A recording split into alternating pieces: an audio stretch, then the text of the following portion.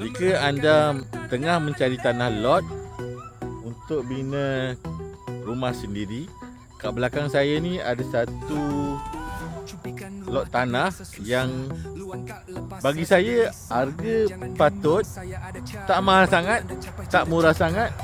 Lokasi menarik, 5 minit ke Tol Jasin, lebih kurang 15 minit ke Jasin Bistari, dan hanya lebih kurang 7 minit ke Taman Baru Botani Parkland.